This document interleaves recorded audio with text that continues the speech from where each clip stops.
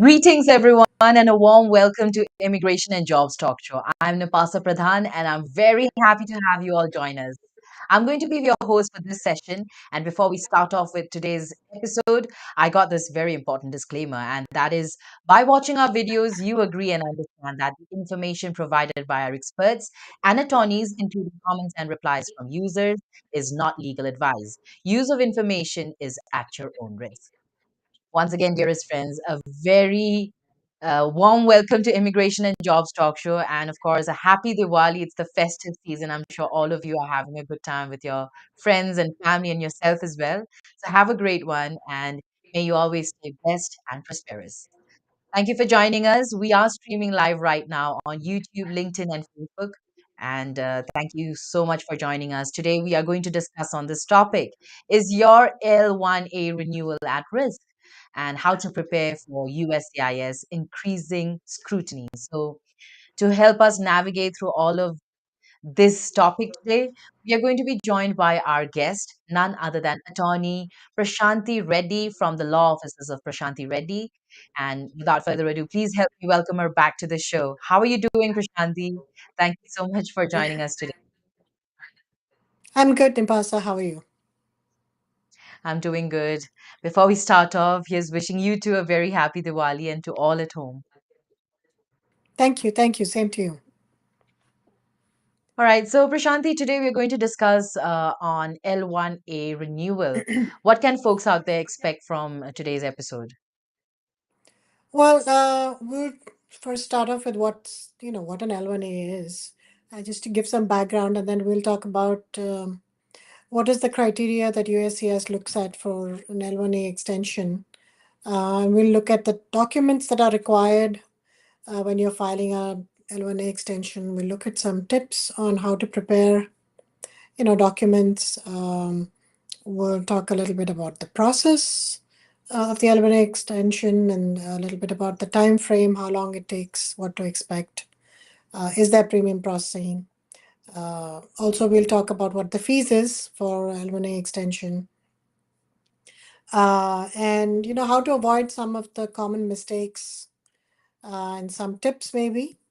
And last but not the Mhm. least, what do you do when you're approaching the maximum period on an L1, and how do you navigate that issue? And Absolutely. also, I'm very of course, excited for yes. Nipasa will talk about what scrutiny, how is USCIS looking at L1A extensions now? Is there more scrutiny, less scrutiny? How do you compare it to previous years, etc., etc.? Absolutely. I'm looking forward for this whole discussion today, Prashanthi, and thank you so much really for joining us. It's always an honor and a pleasure, and I always look forward every Wednesday for this. So thank you again. And I think You're without welcome. further ado, let's kick off this session by getting to know what is an L1A.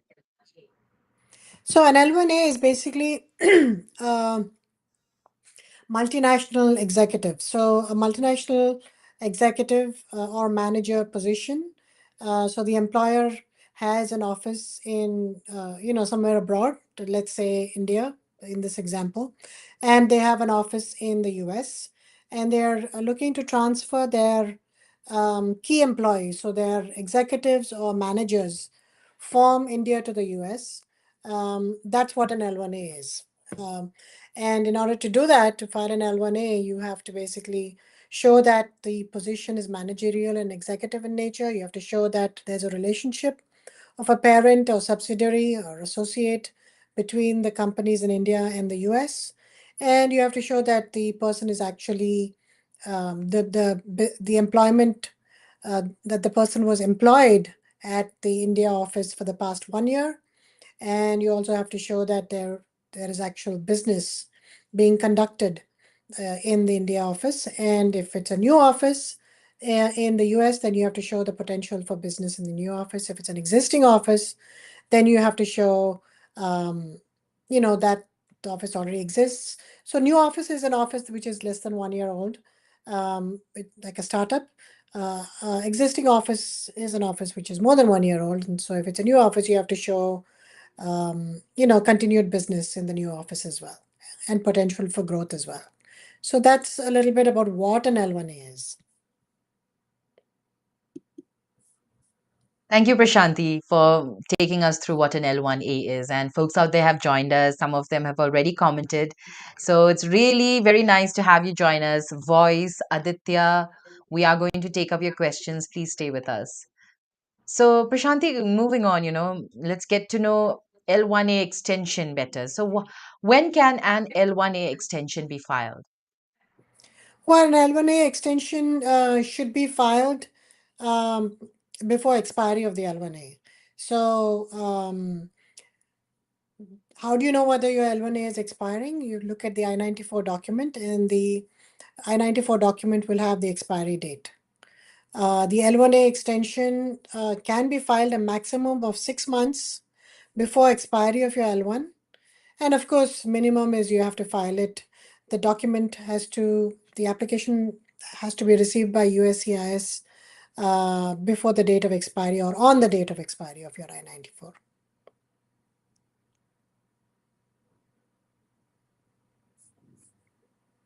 Okay, that's very interesting. But like, what are the other cases, for an L1A renewal? Suppose an L1A is expiring, or what is the, how to say, how long is an L1A valid? Oh, an L1A is valid for 7 years. So it depends on whether you're filing for a new office or existing office. If it's a new office, then you you get an L1 year, and then you get an extension for 3 years and then 3 years. So it's a total of 7 years that you get an L1A for. So that's the validity of an L1. And you have to keep filing extensions, of course. Mhm. And as I said, the I-94 which is attached to the I-797, and or if you are traveling from outside the country, then the I-94 that's given at the port of entry will determine what is your actual status. But in general, L1A can be 7 years. valid for up to 7 years. Okay. So that means after the second extension, you cannot extend it any further anymore. 7 years is That's the correct. maximum. Correct. Mhm. Yes. Okay. Thank you, Prashanthi, for taking us through that. And we have more questions. So let's head on. Let's talk about the documents required for an L1A extension. So yeah, we'll talk about the documents and a little bit about the eligibility of, uh, you know, who qualifies Who for can an apply extension and for? who doesn't. Right? Who can apply for it? Right. Sure. So basically, in order to apply for an L1A extension, you have to show that you've been continuously employed by that organization. So if you file for an L1 initially and you got the L1 for 1 year, you have to show continuous employment for 1 year. So you have to show that you have pay stubs and that you filed a tax return and you have a W-2 showing employment with that company. You also have to maintain your status on an L1 if you're applying for an extension, because if you have not maintained your initial status, then you cannot file for they will not grant you an extension. So even if you qualify on other grounds, if you're not able to show status maintained in the previous L1, then they will not grant you an extension. So in order to show status, you have to show that you did not work for any other company other than the L1 company, that you have pay stubs from the L1 company, and that you worked in the position that you are supposed to work in. Say you were, your L1 was filed as an operations manager, then you should have worked as an operations manager, not, as a director of marketing, for example, right? So you have to show that you worked as per the terms and conditions of the L1 application that was filed. There has to be an ongoing qualifying relationship between your India company. In this example, initially I said, well, let's take India as an example. So there has to be a qualifying example of your foreign company and the US company. So that is a requirement for filing an initial L1, is also a requirement for filing an extension. So you have to show that the relationship continues to exist between the US company and the foreign company.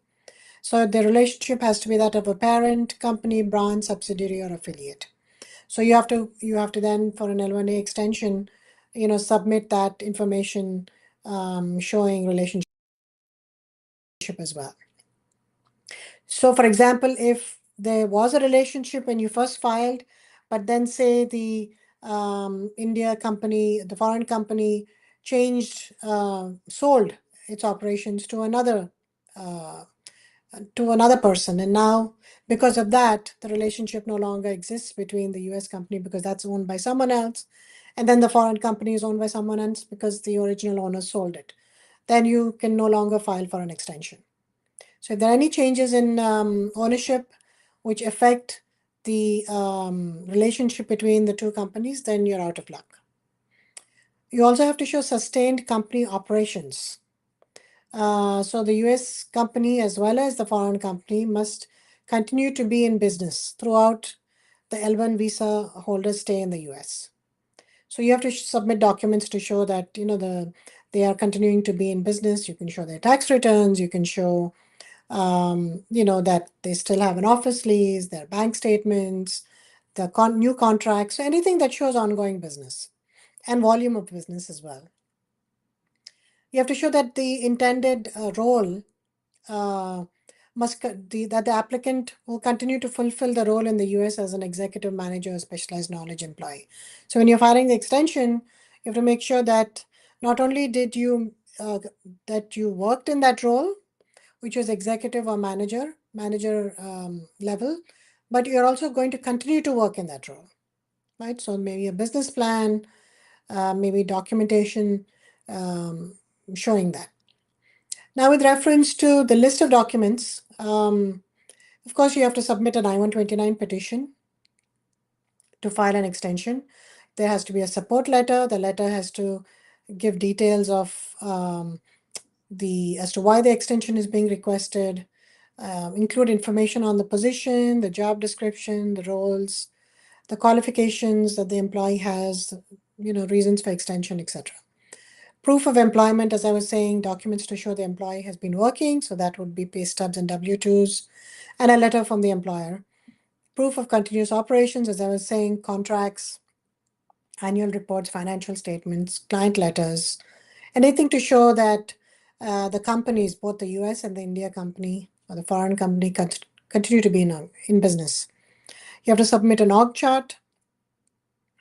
Org chart, if there is an updated org chart from the first time that you filed, say when you first filed, it was a new company, so you didn't have any employees, but you had a business plan which showed proposed employees. Now the org chart has to show that you have actually hired those people.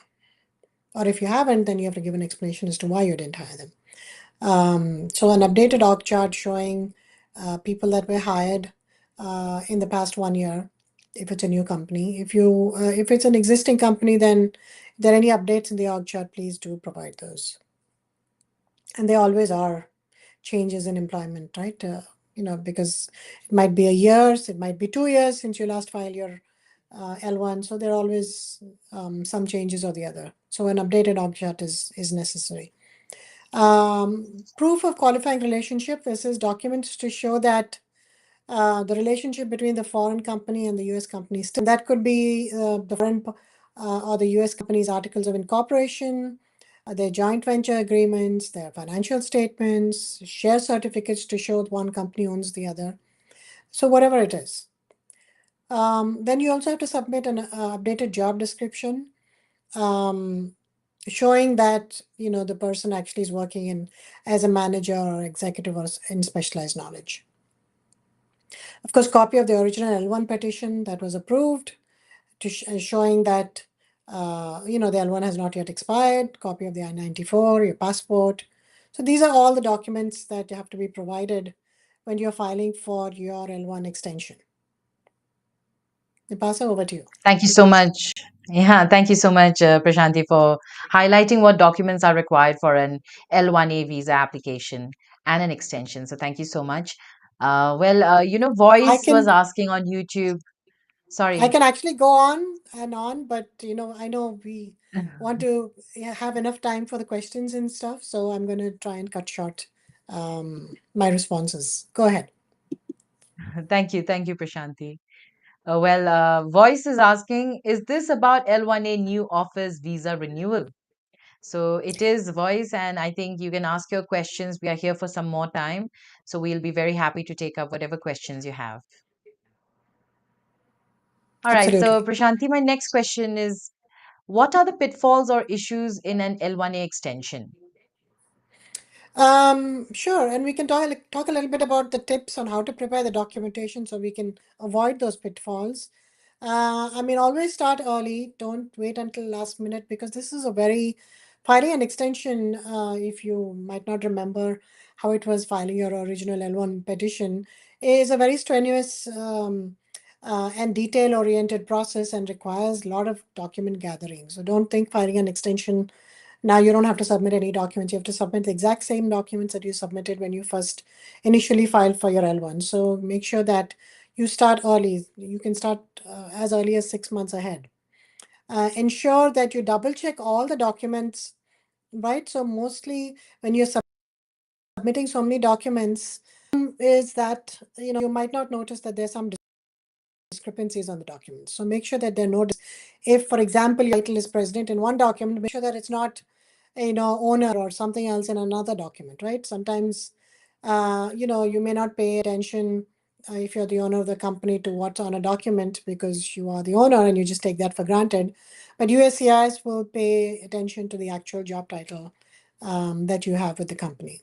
So make sure there is consistency across all documents, all the job titles, descriptions, dates of employment, all match. Make sure you do a double check, triple check on that so that there's no inconsistencies because USCIS will jump on them and will say that, oh, we see these inconsistencies, therefore we don't believe anything you're saying. We don't believe that you actually worked in an L1 position, in a managerial position. Mhm. So make sure there are no inconsistencies.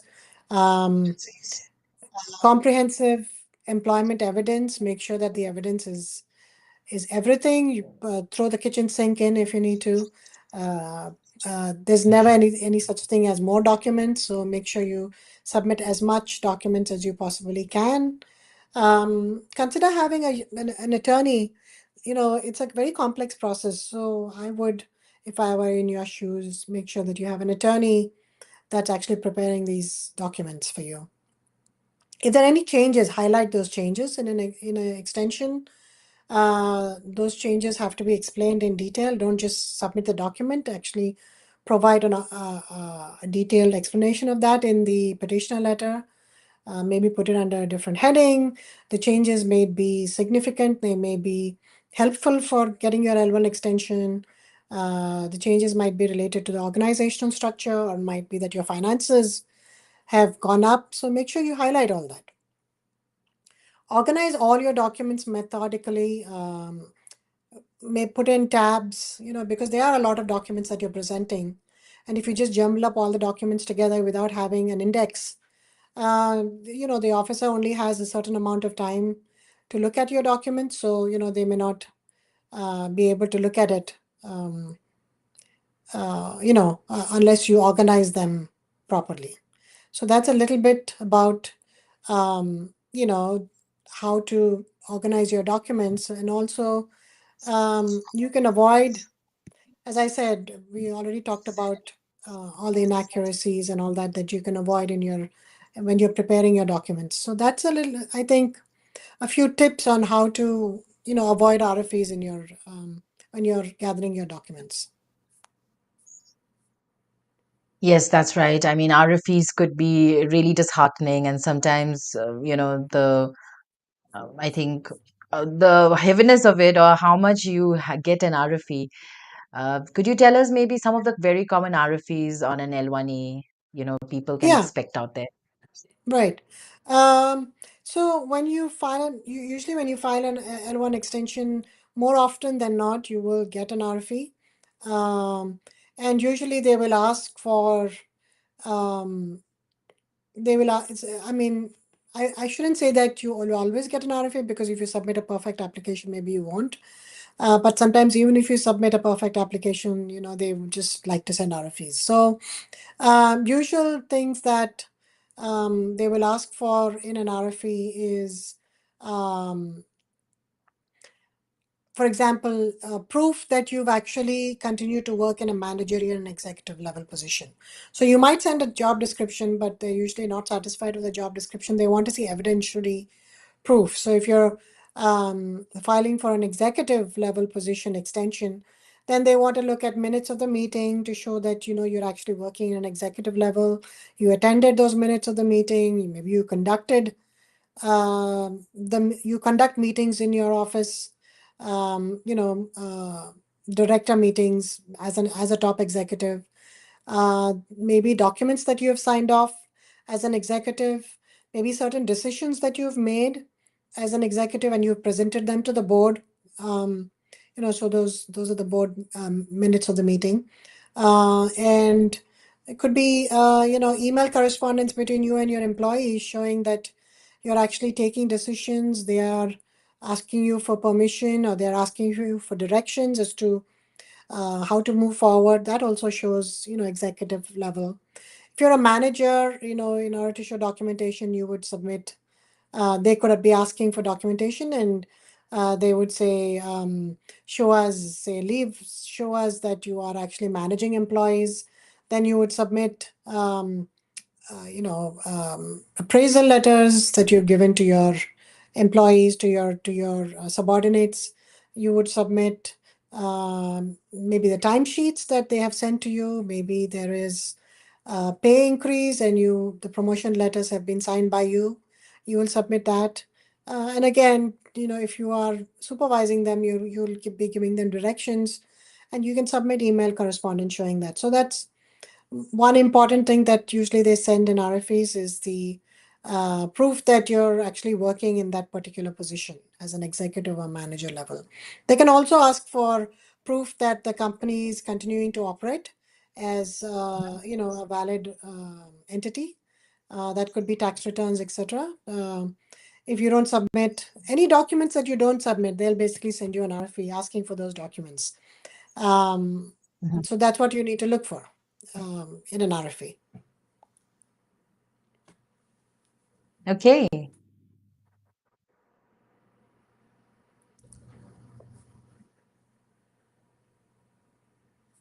Thank you so much, Prashanthi, for telling us some of the very common RFEs on an L1A.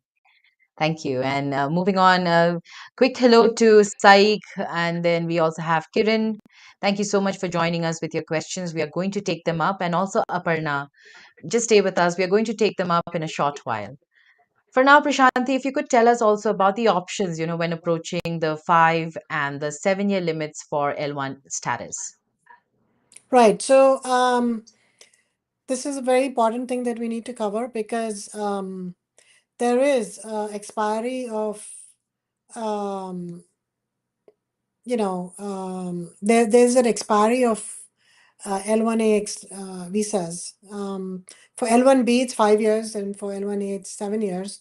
And unlike H1, there is no way of extending your L1 beyond 7 years. For a H1, you can extend it beyond the 6 years by filing an I-140 and getting it approved, and then continue to extend your H1.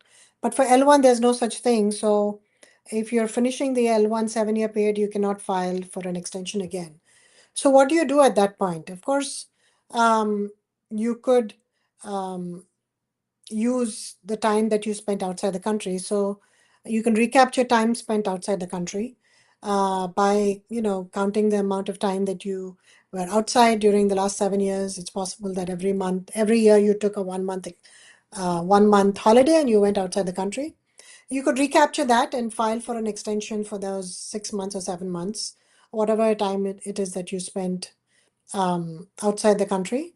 Or you could restart the clock of the L1 and then continue filing L1 extensions. For example, you could leave the country, stay outside the country for a period of 1 year, and work for that organization, the parent company, in the same managerial executive level position, and then again come back on an L1 and then get an additional 7 years. And that a lot of people do that if they're not interested in filing a green card. But of course, people who are interested in staying back on an L1, they will file for a green card. They're allowed to file for a I-140 EB1 category. Unfortunately, even if you do file immediately, upon filing the L1 for an EB1, um, multinational executive EB1 category, number one, I must say that I would wait for a year to file because, oftentimes if you file sooner, it's more difficult to get the I-140 approved because it's difficult to show that you're actually maintaining, working as an executive or manager level position. So I would wait for the 1 year, but even if you file as soon as it is prudent to file, visa numbers may not be available. That's not something that's in your control. So sometimes it Hmm. might so happen that, the visa number is not available. You filed the I-140, it got approved, but you run out of your 7 years. Then you unfortunately have to leave the country. But if the visa number is available, then you can switch to a 485 and then, continue to work in that status. But if you have not filed a green card or if the visa number is not available for you, you can also file for a change of status. You Okay. can change from, if you're on an L1B, that is, because an L1B is for 5 years, you can change to an L1A and get those Hmm. 2 additional years. You can do an L1 to a H1, but remember, if you have completed the 7 years on an L1, then that time is counted towards the H1, and a H1 allows only 6 years.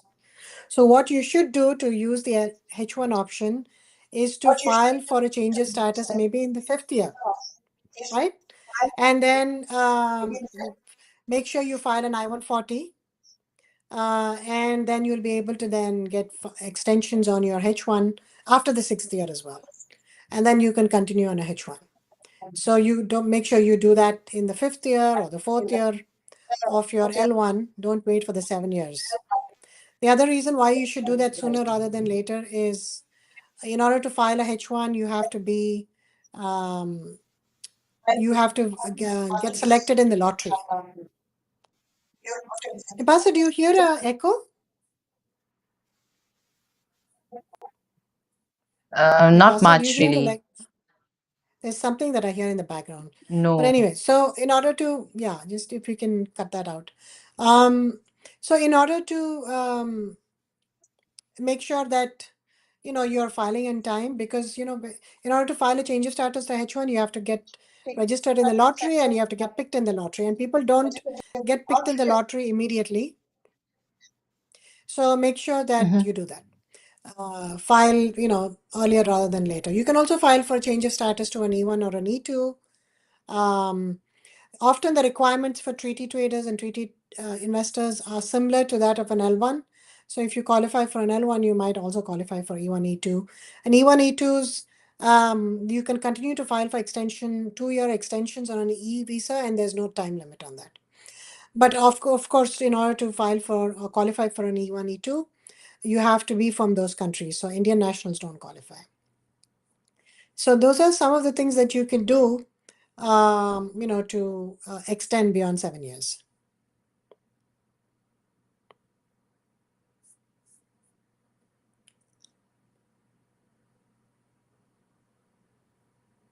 Okay, that's very interesting, but somehow there is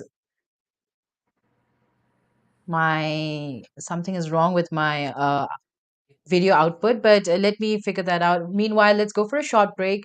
Folks out there, don't go anywhere. Stay tuned to Immigration and Jobs Talk Show.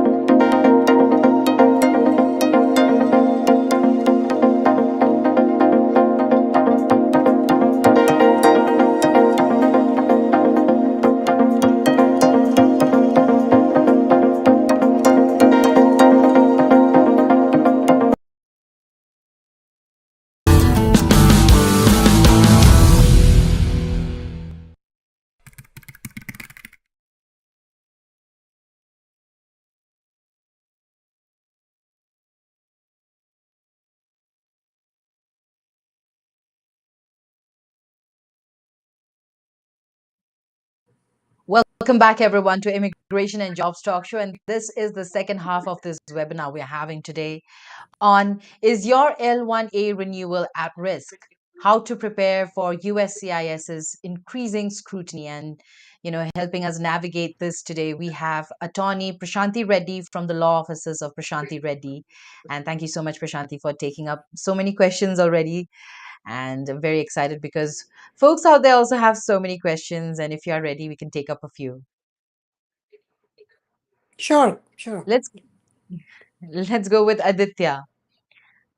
Aditya is asking, how can L1A renewal applicants reconcile conflicting guidance on specialized knowledge and executive or managerial capacity between USCIS and DOS, particularly in light of evolving Uh, industry standards?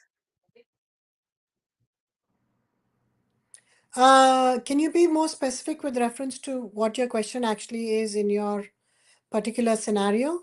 That way we can, highlight and answer the question that, answer as per your particular scenario.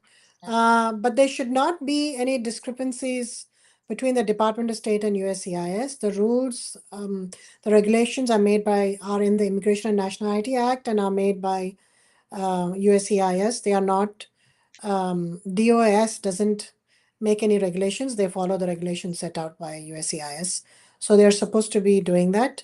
I understand that in blanket situation, L1 blanket situation, since um, you know the Department of State scrutinizes, does maximum scrutiny in a blanket application, right? Because in a blanket application, you get an initial approval from USCIS, and then every time the company wants to bring someone in, they don't have to get approval from USCIS. They just go with the package to the consulate, and then the consulate is the one that is, then looking into the application and giving a decision as to whether the visa should be issued or not. But they should follow guidance issued by USCIS and the Immigration and Nationality Act. So there should not be any um, conflicting guidance, and if there is, then they can be reminded in a letter from your attorney with reference to what the rules are. Okay. Thank you so much, Prashanthi, for taking that up for Aditya. And Aditya, if you still have more questions, please tell us about your situation and we will be very happy to take them up. Also, let's go on with this next one now. This is from Kiran. I am currently on an L1A visa and want to switch to an EB1C. Just about to put in my I-140, but have a few questions. Should I submit my I-485 at the same time and I-907 for premium? I think it means, okay, for premium processing. I have a wife and a son. They each need their own I-485. Do they need their own 485, I-485? Do I need to submit anything else along with these three forms? Any types of evidence, etc., or will that be in the interview or was already covered when I was issued my L1A? None of it is covered. You need to submit all the forms. I would suggest you take the help of an attorney to do it, because a 485 also is very involving. So yes, you would need separate 485s for each of your family members. You would need an work authorization because you need to work. So you have to submit I-765. You would need advance parole if you want to travel. So you'd not need to submit an I-131 as well. You can do I-140 premium processing if that's your question, in along with your 485 if you're submitting both together. There is no premium processing for a 485, so it cannot be related to that. It can only be related for premium processing is only related to an I-140. Yeah, so any other questions? I think we answered all of them. Thank you. Thank you for taking that up for Kiran. Kiran, thank you for participating with your questions. And moving on, let's take this one from Shaikh. In 2024, I have applied H1B. Sorry, there are so many. Okay. In 2023, I have applied L1A blanket. It got rejected at US Embassy. Same year, I had applied L1-A individual, and the petition has been rejected by USCIS, mentioning as first level manager. In 2024, I have applied H1B, but it didn't get picked in the lottery. Now I am planning to apply L1-A individual. Should I need to worry since I have applied H1B? Will USCIS question about why I have changed my role from manager to technical person and again as a manager? If you're filing with the same employer, then yes. If you're filing with a different employer, then you can always, you might qualify for both positions, and you might be choosing to one position over the other. But if it's the same company, then yes, you toggling back and forth between H1 and L1 is definitely suspicious, especially because your L1 has already been rejected once, because they didn't believe that you qualified as a manager. So yeah, I see this situation as problematic unless the H1 is through a completely different employer. Okay. So, Shaik, I hope you figure out, and I think it'll be best to consult an attorney to be able to know which direction should you go and how. Thank you so much for your question. And now let's move on to Aparna's question on YouTube. Aparna is asking, my husband is on L1A and I am on L2. We applied on June to the green card EB1. EB1, I don't know what is EB1 CLN. August, we submitted the fingerprints. How long will take the full process average? That's the question. I think So this is basically, fair. she This must be on says, your channel. okay. So she says that my husband is on L1 and I'm on L2, and they applied in June. They applied in June, green card directly, or they applied for EB1 in August. Submitted fingerprints. Okay, so basically they're on L1. They applied for a 485 based on the EB1. So she's asking how long will the process take. The process takes about 12 to 18 months for a 485 to get approved. But of course, you have to see if the visa number is available or not. If the visa number is not available, then that it can take longer. Okay. I got this question on my WhatsApp, so I'll take this one first. Hello. Pertaining to L1A, a quick question. Are there any specific documents that are checked or one needs to ensure carrying when they appear for US visa appointment as a third country national in a country where they neither have a passport of an OR, have been staying in but visiting there just for the US visa appointment? In a country where they neither have passport or non NOR is what? Non something. Anyway, has have been carrying, staying in, but visiting there. Okay. So basically the question seems to be um, that they are going to a country which they're not from. So they may be, if they're an Indian national, they're going to Canada instead to apply for an L1 visa. Usually in this situation, yes, you can apply at any country for a visa. You don't have to go back to your home country, but sometimes if they're not able to verify um, Mhm. the company, the parent company, they might refuse your visa and ask you to go back to where your parent company is situated. Say you're from India and your parent company is in India, they might, and you're applying in Canada, they might ask you to apply in your home country, India. But of course, if your parent Mhm. company is in a third country anyway, then that should not be an issue. So that's the only thing I can think of uh, with reference to uh, going not to your country of origin, but to a third country to apply for a visa. You can go. There's no issue, but you have to be willing to stay in that Yes. country, um, Mhm. or go back to your home country if your visa gets denied, because they may not issue you the visa. Even if it gets approved, they may not issue you the visa immediately. So you have Mhm. to be prepared to stay there for some time. That's the only issue I see. Thank you so much. Thank you so much, Prashanthi, for taking this up. And thank you, anonymous person on my WhatsApp. Thank you for your question. If you could tell us what's your name, it'll be great. Thank you. All right, Prashanthi, I think we can take up some of our Facebook group questions now so that, you know, we can address them. All right, let me Yeah, we just have share a my lot of screen. questions. I have. So let's go with this first one. This is from Kranthi. Hi, all. Any idea when will L1 Dropbox slots open for January month? I am trying from past 2 weeks, but no luck. Any advices on looking for slots like best time to watch out? I wouldn't be a good person to ask because I don't do this, but yeah, so I don't have anything to say. Okay. Who knows when available again. And with reference to slots, Mhm. I mean, you should look out maybe in the middle of the night or early in the morning when no one else is logged in is maybe the best time for you to find any slots that have been cancelled.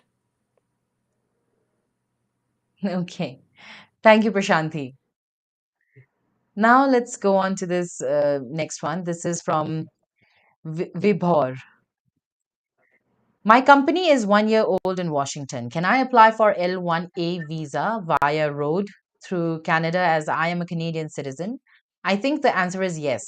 Once I get L1A approved, question is, can EB1C be processed quickly by paying money, and can I get green card within a year?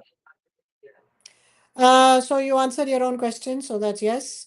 The second question, I'm just going very quickly, so because we have a lot of questions. No, there is no premium processing for your green card. Okay, there you go, Vipor. No, even no matter how much you pay, it's not going to be as fast. Moving on, let's take up this next one. This is So also an there is anonymous premium member. processing. Sorry. Go back to that question. Okay, sure. Uh, so there is premium processing for the I-140, but there's no premium processing for adjustment of status.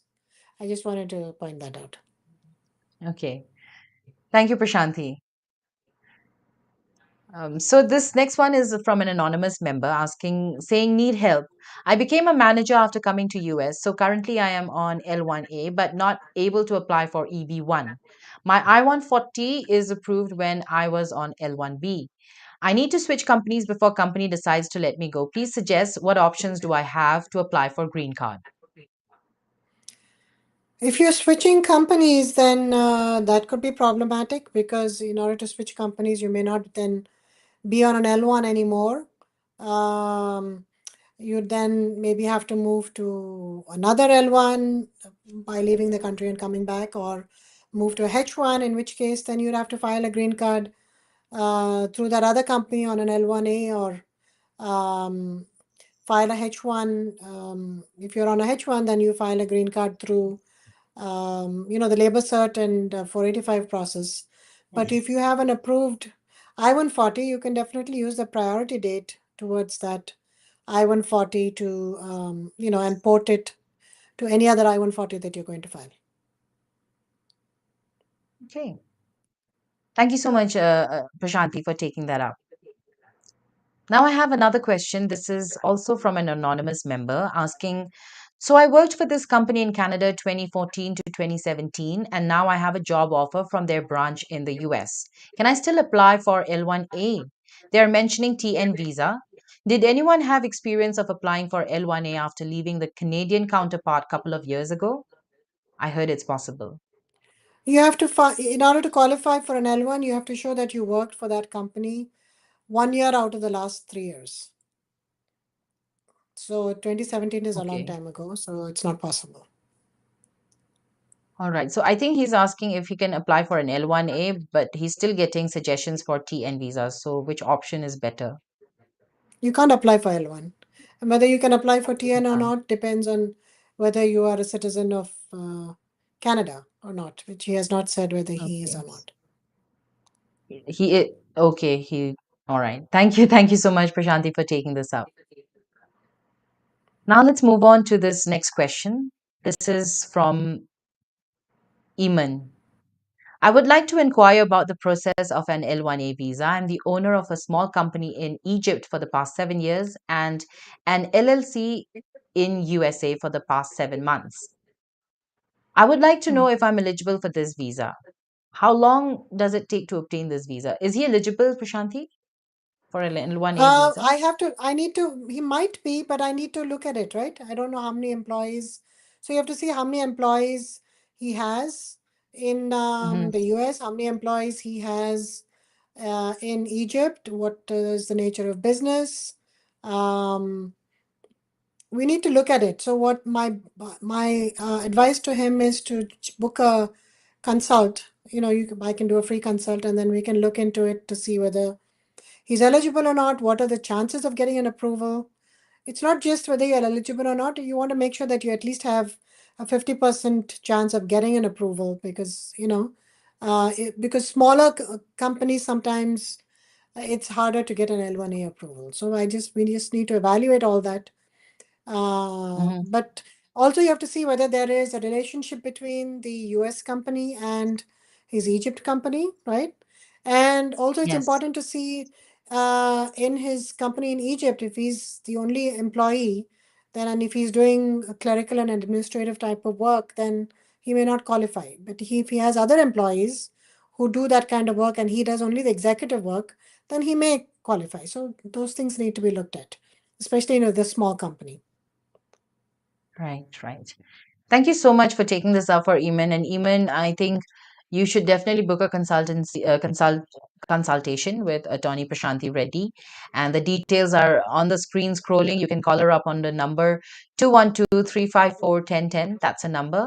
You can even email prashanthi@reddyesq.com or go visit www.reddyesq.com to get to know more about attorney Prashanthi Reddy. Thank you so much, Prashanthi. And now let's move on to this next one. Do you want me to answer the two other questions that he had about his children? Sure, you can. We can take that up as well. Am I allowed to bring Uh, children who are age 20, 19, and 14?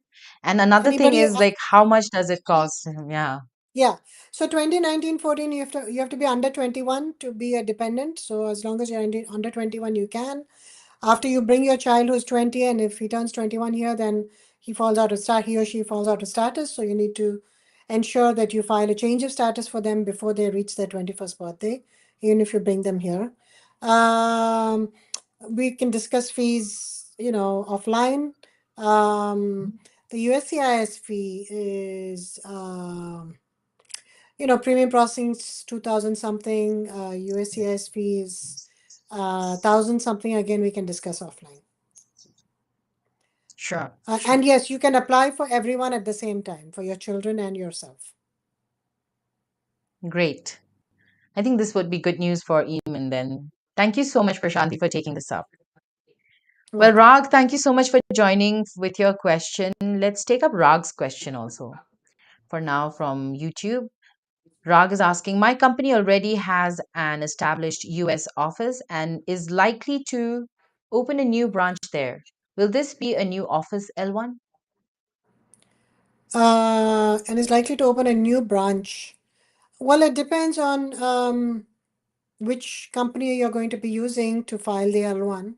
If the company that you're using is a new company, which is incorporated less than 1 year ago, then it's new. If you're going to be using the established US office to file your L1, if they are petitioning for your L1, then it won't be a new office L1. Okay. Thank you, Prashanthi. And thank you, Rag, for joining us. If you have any further questions, please feel free to keep commenting. Now let's move on to this next one on Facebook again. This person is asking, how long are the wait times for L1 visa appointments at the US consulate in Mexico City? Any idea, I Prashant? don't know. No idea. We can always look it up and let him know, but I don't know offhand. Okay, okay. So, can we do a small comparison between L1A visa and E2 visa? This is a very long That one, would, but maybe just a yeah, few it would take highlights would be long. great. I think let's just skip it, and we Yeah. have a lot of questions that are in the Okay, chat okay, let's also. skip Let's this do one. that. I feel like we're ignoring them. Let's do that. Okay, let's take this last one from Facebook then. This is I applied for L1 but got RFE. RFE on the same issues, I guess, which I already submitted. Perhaps I'll have to be more elaborate on the request issues. I'll try it, but my concern is RFE leads does RFE lead to denial or its regular process they issue RFE? I mean, what are the success ratios for an RFE? Uh, it is not uncommon to get an RFE. An RFE doesn't mean that they're going to deny your case. It just means that they're asking for additional documents. But the denial rate on an L1, they're much higher than denial rates on H1, so you have to be careful.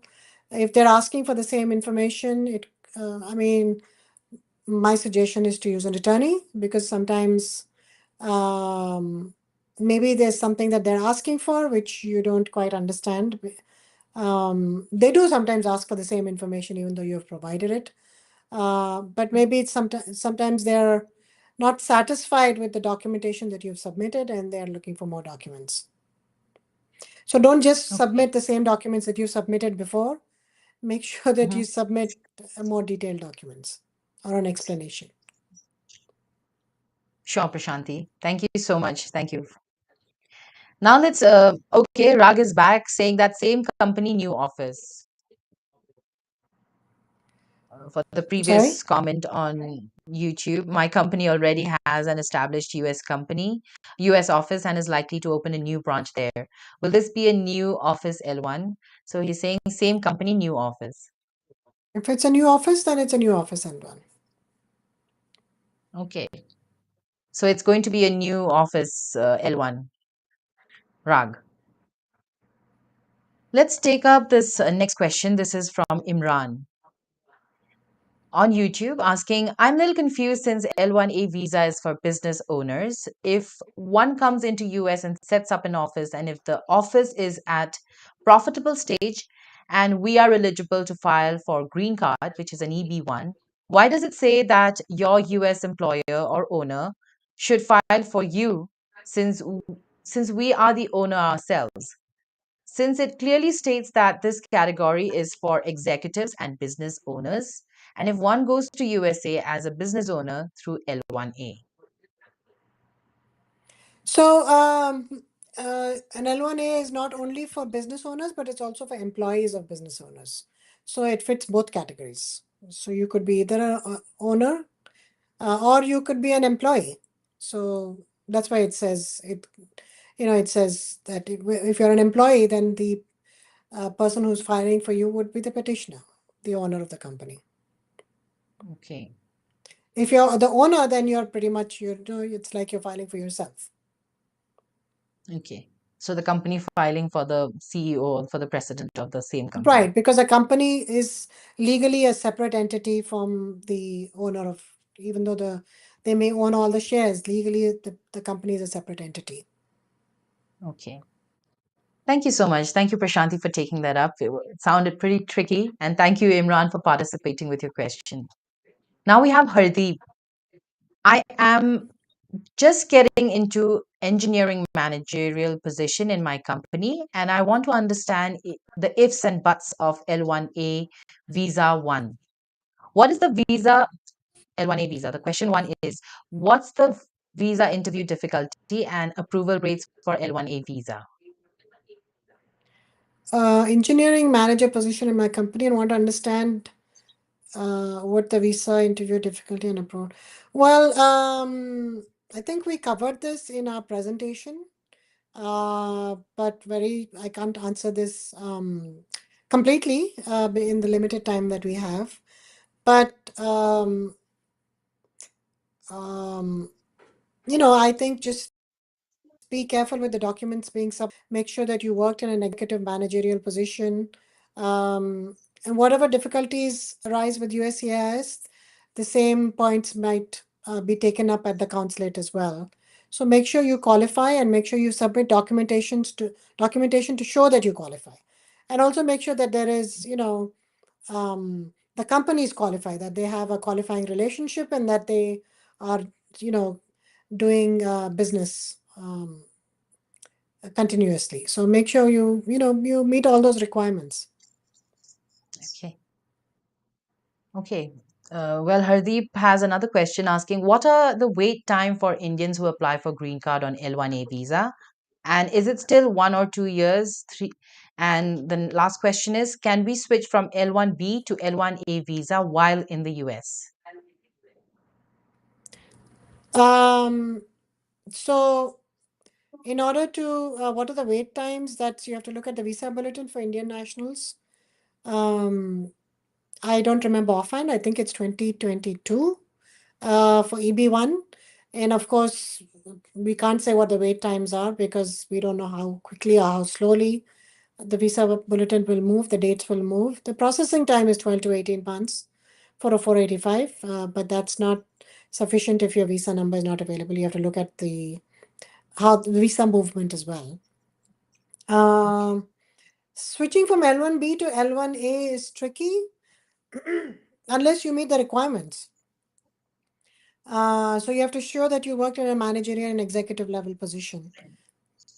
And maybe you did in your L1B and maybe you qualify. So you have to see if you qualify or not. Okay. All right. So now, thank you so much, Prashanthi. And I think it brings me to the last question, which is with regard to our topic for today. And the question is, are there any scrutinies, increasing scrutinies from the USCIS lately? I mean, the USCIS policy keeps changing, right? Depending on which Yes. government comes in and uh, how USCIS is looking at cases and how many cases they get. That keeps changing. So, yes, there was increased scrutiny under Trump because of his Buy America, Hire America executive order, which pretty much increased scrutiny on all non-immigrant petitions and even on green cards. But there always has been scrutiny for new office L1 visas, and that continues to be there. I wouldn't say there is, um, so the same new office L1 scrutiny also applies for renewal petitions. But I wouldn't say that the scrutiny is as much as it was under the Trump government, but you still have scrutiny for renewals, which is more than sometimes the initial petitions, scrutiny for new office L1 visas. Um, so you have to keep that in mind because USCIS is often skeptical with reference to especially new offices. Um, and, because they have nothing to go by, right? You're just submitting a business plan because the company has not proved itself as yet. So they are often looking for documentation to show that the company at least has the potential to grow. So in those instances, yes, you will have increased scrutiny. Um, but if in order to withstand that increased scrutiny, I think one way to do it is to file blanket petitions. L1A individual cases always have more scrutiny than blanket petitions. So if your company qualifies for a blanket, I would say take advantage of that and file blanket petitions instead of L1A individual petitions. Make sure you provide substantial supporting documentation. Uh, Over documentation can help that the adjudicator has all the necessary information and more to make a decision. Make sure you submit as much documentation as you have. Um, so make sure you hire people or you select a person for the L1 who is a seasoned employee, right? And who qualifies for the L1A and who is, higher level employee if you're filing it for an employee. So always make sure the role of that employee is, what role that employee plays within the entire corporate structure, where they are in reference to the organizational chart. If there's someone somewhere below on the org chart, even if they're manager, they may not get approved or they may be subject to additional scrutiny, right? The higher up they are in the organization, the less scrutiny that they will be. So these are some of the tips to, avoid, that additional scrutiny. Okay. Thank you so much, Prashanthi, today for joining us and helping us navigate, especially through L1A visa renewal and especially talking about the different the entities on L1A visa, the times, the RFEs, the even the increasing scrutiny today. So thank you so much for joining us. I had a great time, and you could even cover many questions from our audience. I think we took up all from folks out there who joined us today with their questions. That's Thank you so great. much. Yes, except for voice, we didn't have any more, but I think he got his answers watching this seminar today, webinar today. So thank you so much for joining us, each one of you. Thank you, Prashanti. It was really an honor and a pleasure having you join us today. It was fun, Nipasa. Looking forward to next week. Absolutely, me too. You out there have a fun Diwali with your family, and so to all the folks out there who have joined us, have a great festive time and enjoy yourselves completely. Happy Diwali to you, Nipasa, and to everyone watching. Thank you, Prashanti. And this is it, friends. This is a wrap. Thank you for joining us on Immigration and Jobs Talk Show. And don't forget to subscribe to us. You can hit the bell icon to get notified whenever we have sessions like these. And we are also there on LinkedIn and Facebook. You can check us out. We are Immigration and Jobs Talk Show. And yes, stay tuned to our channel because we have another webinar coming up in an hour, less than an hour's time. So stay tuned to Immigration and Jobs Talk Show. Bye bye for now.